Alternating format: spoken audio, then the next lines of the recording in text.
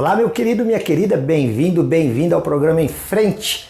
Nós vamos começar uma nova série aqui a respeito da Bíblia. Sempre assim, né? Aqui o programa Em Frente tem o interesse de passar para você conhecimento bíblico, porque nós cremos que a Bíblia é a palavra de Deus. Portanto, eu, Pastor Silas, tenho aqui a convicção de que este livro é a palavra de Deus e gostaria de passar para você algumas informações a respeito daquilo que a gente tem entendido a respeito desse livro sobre a Bíblia. Você gosta da Bíblia?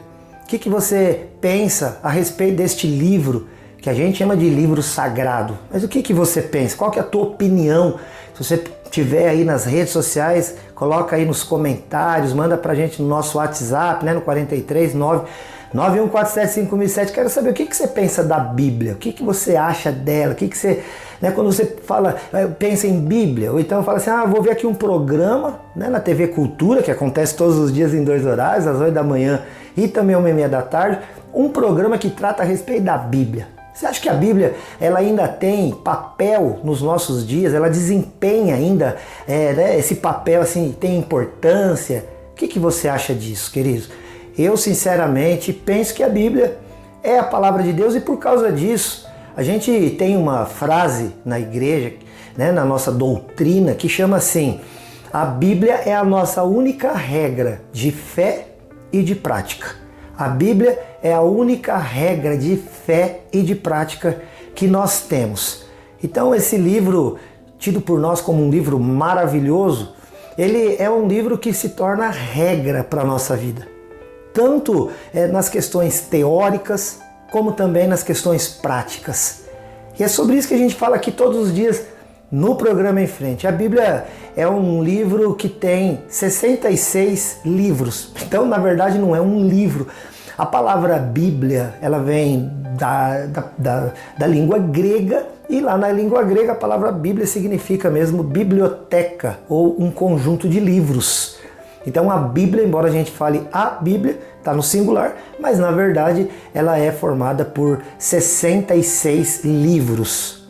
Há apenas 2 versões da Bíblia no que diz respeito às questões assim de cânon bíblico. O cânon bíblico é do que a Bíblia é formada, né? O cânon é o seguinte: um dia um grupo se reuniu e a palavra cânon é assim, vara de medir, certo? Então pegou-se e mediu, né? Usa essa expressão de medir, mas na verdade não é fazer uma medição métrica, mas na verdade eles fizeram observação dos livros encontrados pela arqueologia e chegaram à conclusão que esses livros eram livros históricos, eram livros também que, por conta da sua simbologia, eram livros religiosos e de conteúdo altamente espiritual. Esses livros, eles foram encontrados lá no Oriente Médio e eles então foram observados pelo povo judeu, já que o povo judeu é o povo protagonista da Bíblia. Toda a Bíblia de Gênesis a Apocalipse trata a respeito do que o povo judeu estava fazendo.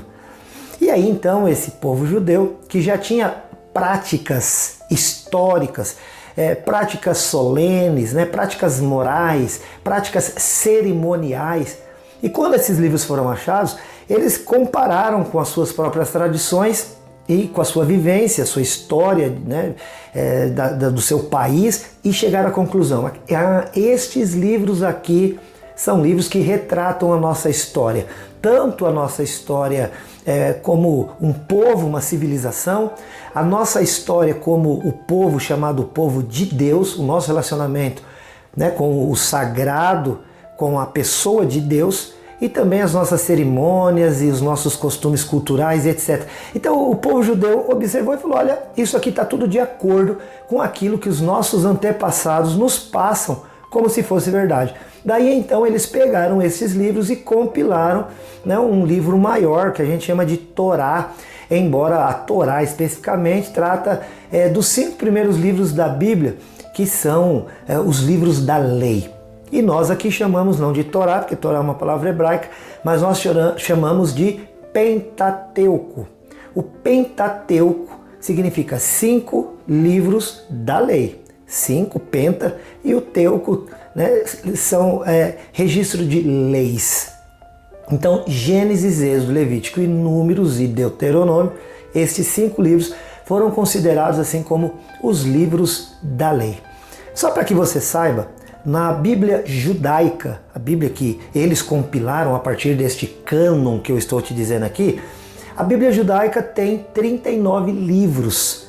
Esses livros são divididos a partir dessa primeira divisão que eu acabei de dizer, que são os 5 livros da lei.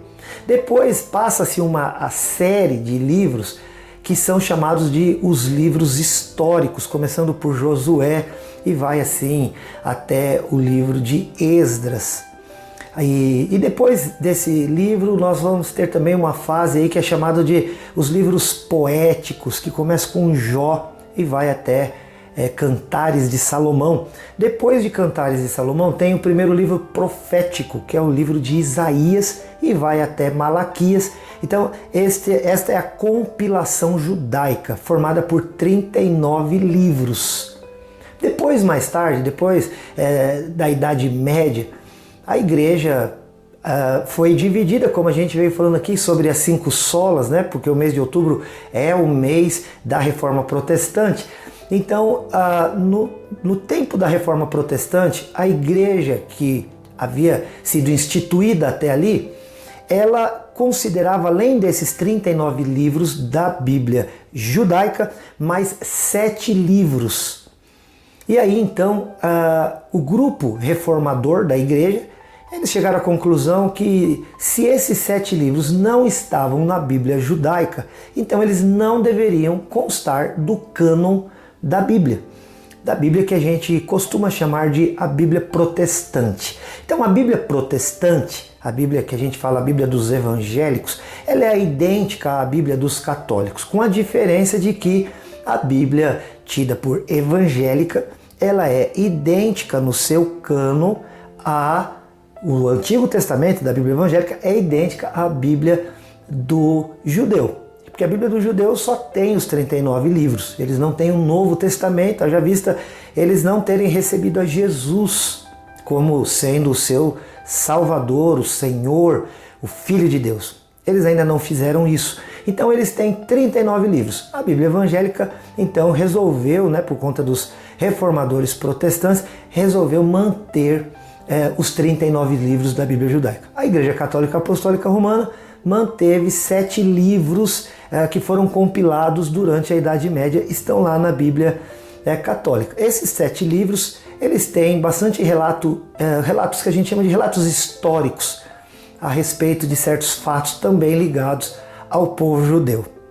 Bom, essa divisão da Bíblia em livros da lei, livros históricos, livros poéticos e livros proféticos, também é feita, essa divisão também é feita pelo povo judeu, com uma diferença. Os livros que a gente chama de históricos, eles chamam de escritos. Então são os livros da lei, os escritos e os livros poéticos e proféticos. Então os livros históricos, eles mudaram um pouco o nome, mas o conteúdo é exatamente o mesmo. Bom, nós temos ainda na Bíblia cristã o Novo Testamento. E o Novo Testamento, aí tanto no que a gente chama de Bíblia protestante e a Bíblia católica, são completamente iguais. Não há nenhuma diferença, nenhum acréscimo, nenhum livro a mais, nenhum livro a menos, nenhum conteúdo diferente. Então este conteúdo, formado por 27 livros, são livros e cartas que registram a passagem de Jesus pela terra, o início da igreja cristã e também um pouco da história desse povo que iniciou a missão evangelizadora. Bom, lá nos evangelhos, assim como também no Antigo Testamento, também há divisões. A gente começa com os 4 evangelhos, Mateus, Marcos, Lucas e João, todo mundo conhece. Depois tem também um livro histórico, que é Atos dos Apóstolos, que é um livro de história da própria igreja, do seu início e de como as coisas foram instituídas, como a liderança, como os primeiros missionários foram enviados e assim por diante. E depois nós começamos, a partir de Romanos, uma série de cartas enviadas ou a igrejas ou a pessoas. Então a gente tem a carta aos Romanos, que são aos crentes de Romanos. A gente tem cartas, por exemplo, a um pastor, Timóteo, também a outro, Tito. nós temos uma carta de Paulo a um homem, Filemão, nós temos uma carta também de Judas, temos cartas de Pedro, temos cartas de João, do evangelista. E depois do final de Judas, que é a última carta geral que a gente fala, tem as cartas paulinas, que são a maioria, e depois temos as cartas que a gente chama de cartas gerais. Depois dessa última carta geral, que é a carta de Judas, aí nós temos o Apocalipse. Então o Novo Testamento é formado por 27 livros com a seguinte divisão: os Evangelhos, um livro histórico, cartas paulinas, cartas gerais e também um livro apocalíptico. Então essa é a estrutura bíblica. Para aquele que gosta da Bíblia, há certas curiosidades, certas coisas que são apresentadas nesse compêndio, né, bibliotecário, vamos dizer assim, porque a Bíblia é uma biblioteca num único livro, que são muito interessantes de saber. E é muito bom que a gente saiba, queridos, porque infelizmente, ou felizmente, eu não sei, para alguns felizmente, para outros infelizmente, mas quando da Reforma Protestante, uma das afirmações dos reformadores era de que a Bíblia deveria ser aberta a todos. Isso sim, realmente é muito bom. E também foi apregoado naquele período do século XVI a possibilidade da livre interpretação das Escrituras, porque até então, a Idade Média, isso era impossível. A igreja cristã detinha tanto o conhecimento bíblico quanto a sua interpretação, e qualquer interpretação que fosse contrária àquela que era informada pela igreja, aqueles que fizessem essa interpretação diferente corriam o risco de morrer. Foi o caso do próprio Martinho Lutero, que foi perseguido e fugiu para que não morresse, já que ele estava interpretando a Bíblia de uma maneira diferente. Outros reformadores chegaram a morrer. Eu cheguei a falar para você a respeito de John Huss, que foi por conta de interpretar de uma forma diferente a Bíblia do que a igreja vigente fazia. Ele foi preso dentro da igreja e a esta igreja foi ateado fogo, de maneira que ele foi queimado lá dentro por conta da sua interpretação diferenciada. E o John Huss, eu disse para você que a palavra Huss significa ganso, e ele morreu cantando hinos de louvores ao Senhor Deus. Muito bonita a história do John Huss. Outros também foram perseguidos e mortos por conta desta interpretação diferenciada. Mas a Reforma Protestante, quando foi estabelecida, ela trouxe essa condição nova de que até então as pessoas não tinham. E qual era ela? A livre interpretação das Escrituras. Então, para que você não se torne refém dessa livre interpretação, porque embora ela seja muito boa, claro, você ter liberdade em qualquer aspecto é bom para que você faça suas decisões, mas é bom que essa interpretação seja feita a partir de fatos, a partir da história, a partir de conhecimento real e não apenas imaginativo daquilo que poderia ser o conteúdo do livro chamado A Palavra de Deus. Bom, estou começando hoje, né, essa série aí, você pode estar acompanhando com a gente aqui. Eu sou o pastor Silas, aqui da IPI de Rolândia. IPI de Rolândia fica no centro de Rolândia, na Santos Dumont 1075. Entre em contato com a gente na nossa secretaria no 3015 2727 ou então no próprio WhatsApp do Em Frente, no 99147 5007. Lembrando que o nosso DDD é 43, aqui no Paraná, no norte do Paraná. E também temos as nossas redes sociais, entra lá no Facebook, Instagram e também no YouTube. E você pode seguir, curtir, se inscrever no canal e a gente vai estar junto muitas vezes, tá bom?